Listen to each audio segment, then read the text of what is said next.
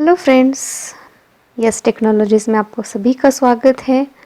Last tutorial में हमने string class देखा था। स्ट्रिंग क्लास के वेरिएबल्स कैसे क्रिएट किए जाते हैं और स्ट्रिंग ऑब्जेक्ट कैसे क्रिएट किया जाता है, हमने वो भी चेक किया था। स्ट्रिंग क्लास में और डिटेल में जाने से पहले कुछ बेसिक लूप्स है, हम वो पढ़ने जा रहे हैं आज। विदाउट लूप्स ऑब्वियसली किसी भी कोडिंग में हम आगे नहीं बढ़ सकते।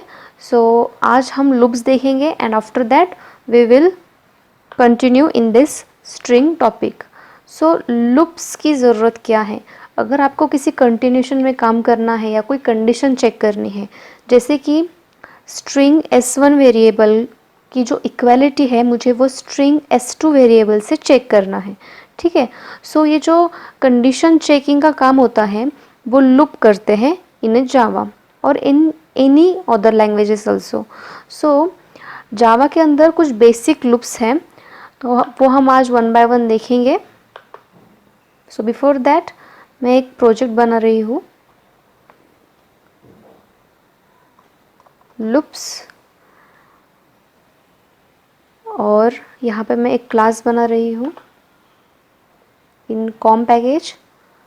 तो लूप्स का काम होता है कंडीशन चेक करना। अगर आपकी कंडीशन प्रॉपर है तो ही कोड का जो पार्ट होता है, ट्रू वाला पार्ट, वो एग्जीक्यूट करना। आज हम पहले देखने जा रहे हैं इफ लूप, ठीक है। तो मैं आपको सिंटैक्स और उसी के रिलेटेड एग्जांपल दिखा रही हूँ। फर्स्ट लूप है इफ लूप। ये जो इफ लूप है ये डिसीजन मेकिंग लूप है।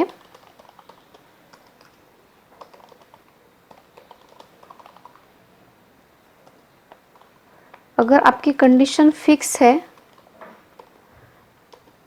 तो आप इस इफ लूप के साथ काम कर सकते हो,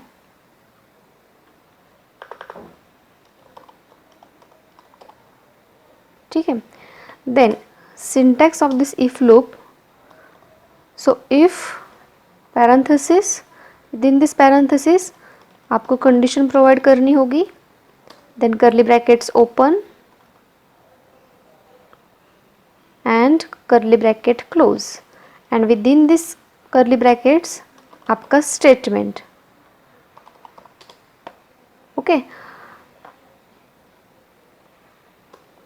देन अगर ये कंडीशन ट्रू है तो ही ये वाला स्टेटमेंट एग्जीक्यूट होगा, that is a true statement execute होगा।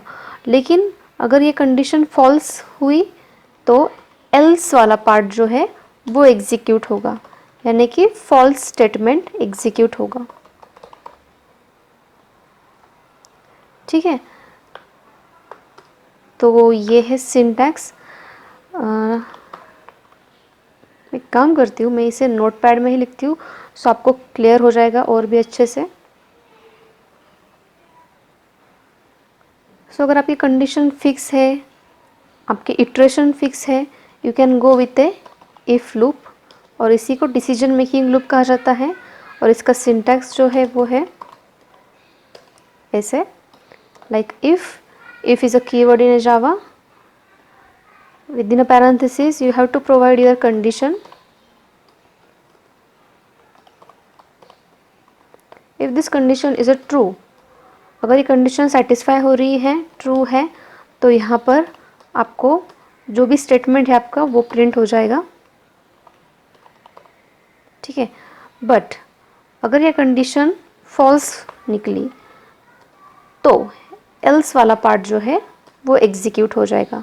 Else is a keyword in a Java, और यहाँ पे आपका फॉल्स स्टेटमेंट, ठीक है।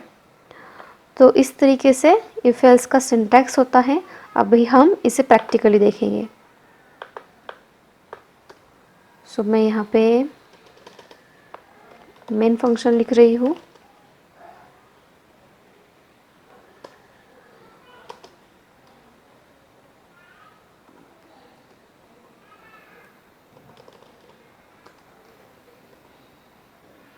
नाउ सपोज एक वेरिएबल लिया मैंने, उसको वैल्यू असाइन की 10। अब मुझे चेक करना है ये जो वैल्यू है 10 जो ए वेरिएबल में स्टोर है ये पॉजिटिव है या नहीं। तो पॉजिटिव वैल्यू कौन सी होती है, जो 0 से ग्रेटर होती है। ठीक है, तो कंडीशन देखिए क्या आएगी, a is greater than equal to 0 और you can say greater than 0। A variable में जो वैल्यू है अगर वो 0 से ग्रेटर देन है तो उसे कहा जाएगा पॉजिटिव वैल्यू। बट अगर इस 10 को मैं -10 कर दूं तो ये वैल्यू बन जाएगी negative, right. That is the false statement. तो अगर ए में जो वैल्यू है वो पॉजिटिव है, that's mean A is greater than 0, ये कंडीशन सेटिस्फाई हो रही है, तो अब ये इफ़ वाला पार्ट जो है वो एग्जीक्यूट हो जाएगा। बट अगर मैंने इसे -10 कर दिया तो ए में अब निगेटिव वैल्यू स्टोर हो चुकी है, that is the meaning A is greater than 0, no, ये कंडीशन जो है वो सेटिस्फाई नहीं हो रही है। तो अब जेवीएम कहाँ आएगा, एल्स वाले पार्ट को एग्जीक्यूट करने एल्स में आ जाएगा। इसलिए जब भी आप इफ एल्स लिखते हो तो ज़रूरी है इफ़ के साथ हमेशा एल्स लिखा जाए। ठीक है, तो ये था इफ एल्स का सिंपल सा एग्जांपल। अब मैं इस कोड को रन कर रही हूँ। बिफोर दैट कंसोल मेरे स्क्रीन पे नहीं है, कंसोल लाते हैं हम। Okay, now run your code and check your output. So मेरे पास जो वैल्यू है ए में वो है -10 एंड -10 जो है वो 0 से ग्रेटर है क्या, नहीं है। तो आंसर क्या आएगा, निगेटिव वैल्यू, सी। आंसर आया है निगेटिव वैल्यू, बिकॉज जब जेवीएम यहाँ आएगा ए के अंदर -10 वैल्यू स्टोर हो जाएगी, देन इफ में चेक होगा -10 is greater than 0, no, condition false होने की वजह से JVM will enter in this else part and it will print negative value. अगर यहाँ पर मैंने पॉजिटिव वैल्यू असाइन की कोई लाइक 10 या फिर 100, तो अब जेवीएम ए में 100 वैल्यू स्टोर करेगा, देन इफ में चेक होगा 100 इज ग्रेटर देन 0, यस, ये कंडीशन ट्रू होने की वजह से अब जेवीएम इफ का पार्ट जो है एग्जीक्यूट करेगा, सी, पॉजिटिव वैल्यू। इस तरीके से इफ एल्स एग्जीक्यूट किया जाता है। नाउ इफ एल्स में और भी कुछ वर्जन्स हैं, ये था simple if else. Now next if else is a nested if else. Nested मतलब इफ़ के अंदर इफ़ आप क्रिएट कर सकते हो। अगर कोई कंडीशन एक दूसरे से कोरिलेटेड है then you can create if within a if. So यहाँ पर आएगी कंडीशन, देन इस इफ़ का जो एल्स पार्ट है वो यहाँ पर आ जाएगा, देन इस एल्स में आपका फॉल्स स्टेटमेंट आएगा। ठीक है, देन यहाँ पर इस इफ़ की कंडीशन अगर सेटिस्फाई होती है तो जेवीएम कहाँ एंटर करता है, इफ़ के कर्ली ब्रैकेट्स में। तो यहाँ पर अभी आपको क्या करना है, अगेन कोई इफ़ लूप चलवाना है। उस इफ़ में अगेन आपको यहाँ पर कंडीशन अप्लाई करनी है एंड अगेन इस इफ़ का एल्स पार्ट यहाँ पर आएगा। आप देख रहे हो, इसे कहते हैं नेस्टेड इफ़। इफ़ के अंदर इफ़ स्टेटमेंट प्रोवाइड करना। ठीक है, ये डिपेंड करता है आपके कोडिंग के कंडीशन पे कि आपको कितने नेस्टेड इफ़ क्रिएट्स करने हैं। ठीक है, अगेन मैं यहाँ पर एक इफ़ क्रिएट कर रही हूँ एंड यहाँ पर ट्रू कंडीशन। ठीक है, देन इस इफ़ का जो एल्स पार्ट एग्जीक्यूट होगा वो आएगा यहाँ पे, यानी कि फॉल्स कंडीशन। ठीक है, सो ये है नेस्टेड इफ एल्स, जो कि बहुत ही कम यूज़ होता है। ज़्यादातर नॉर्मल इफ एल्स ही यूज़ होता है। तो ये है इफ एल्स का स्टेटमेंट, नेस्टेड इफ एल्स का स्टेटमेंट। तो let's take one example for nested if.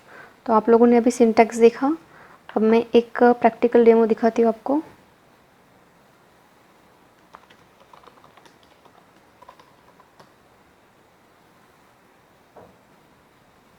So suppose यहाँ पर first of all main function, and in this I am going to create two variables. Suppose int weight is equal to 25 and age is equal to 18.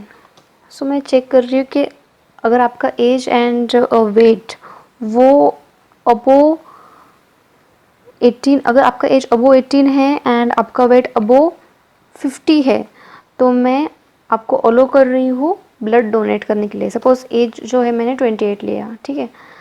सो अगर आपका age, if age is greater than equal to 18, okay, अगर आपकी as 18 की अबो है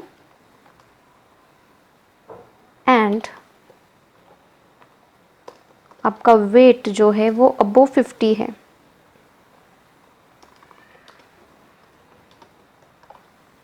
तो ही आपको अलो किया जाएगा ब्लड डोनेट करने के लिए।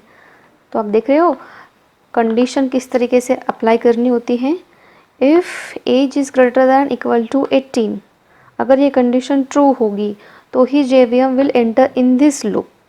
अगर ये कंडीशन फॉल्स रही तो JVM will enter in this else loop, okay.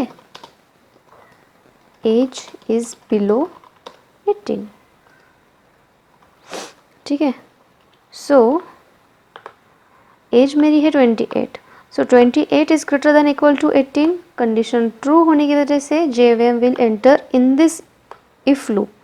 Now wait check होगा, वेट है मेरा 25, सो 25 इज ग्रेटर देन 50, नो, ये कंडीशन हो रही है फॉल्स, ठीक है। सो यहाँ पर क्या किया जाएगा, ये कंडीशन फॉल्स होने की वजह से जेवीएम जो है वो इस इफ के एल्स पार्ट में एंटर करेगा यहाँ पे। और यहाँ पर आपको लिखना होगा कोई statement related to this code, that is weight is below 50।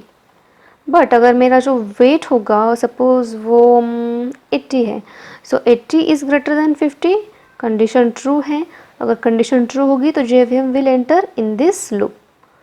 If loop का जो ट्रू स्टेटमेंट है वहाँ पर एंटर होगा वो, and then allow for blood donation, ठीक है।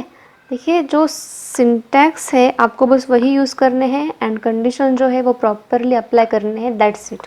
लूप्स जो है सिंटैक्स एंड कंडीशन के ऊपर ही डिपेंड होते हैं। मैंने सिंपल दो वेरिएबल लिए, वेट एंड एज, जिसको मैंने कुछ वैल्यूज़ असाइन की है। अभी फ़िलहाल जो वैल्यूज़ है वो सारे ट्रू स्टेटमेंट पार्ट ही एग्जीक्यूट करने वाले हैं। सो मेरा वेट जो है वो है 80 एंड एज जो है वो है 28। So if 28 is greater than 18, ये कंडीशन ट्रू है तो ही JVM will enter in this loop. अगर आपका एज 8 है, so 8 is greater than equal to 18, no, JVM ये कंडीशन फॉल्स होने की वजह से इफ़ क्या जो एल्स पार्ट है वो वाला पार्ट एग्जीक्यूट करेगा, that is age is below 18। एक बार कोड रन करके देखिए, सी एज इज बिलो 18 आपका आउटपुट आ रहा है। बट अगर मेरा एज अबो 18 या फिर इक्वल 18 रहा तो क्या होगा, अलो फॉर ब्लड डोनेशन, ठीक है। सो मेरा जो एज है वो इज इक्वल टू 18 है, because of that JVM will enter in this if loop. Then weight जो है वो 80 है मेरा, so 80 is equal to 80 is greater than 50, ये कंडीशन ट्रू होने की वजह से JVM will print this statement, okay.